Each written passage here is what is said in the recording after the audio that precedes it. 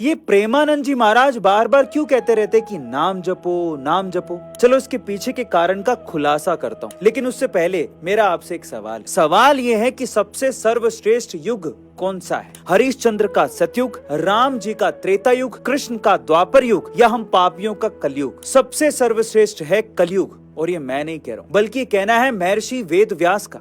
हुआ कुछ यूं कि एक बार ऋषियों की सभा में चर्चा हो रही थी कि कौन सा युग सर्वश्रेष्ठ है। कोई सतयुग बता रहा था, कोई त्रेता युग, कोई द्वापर युग, लेकिन कलयुग का नाम किसी ने नहीं लिया। अंत में यह तय हुआ कि समस्या के समाधान के लिए महर्षि वेदव्यास के पास चला जाए। जब सब ऋषि वहां पहुंचे तो उस समय महर्षि व्यास गंगा में स्नान कर रहे थे। उन्होंने जल में जैसे ही डुबकी मारी, ऊपर आने पर जपने लगे, कलयुग सर्वश्रेष्ठ है, कलयुग सर्वश्रेष्ठ है। सब ऋषि बोले कि कैसे, आप कलयुग को सर्वश्रेष्ठ कैसे मानते हैं? तो व्यास जी ने कहा कि सतयुग में 10 वर्ष के कठोर तप के बाद जो फल मिलता है, वही फल त्रेता में मात्र 1 वर्ष के कठोर तप के बाद, द्वापर में मात्र 1 महीने के कठोर तप के बाद, जबकि कलयुग में केवल भगवान के नाम जपने से ही प्राप्त हो जाता है। इसीलिए कलयुग ही सर्वश्रेष्ठ है।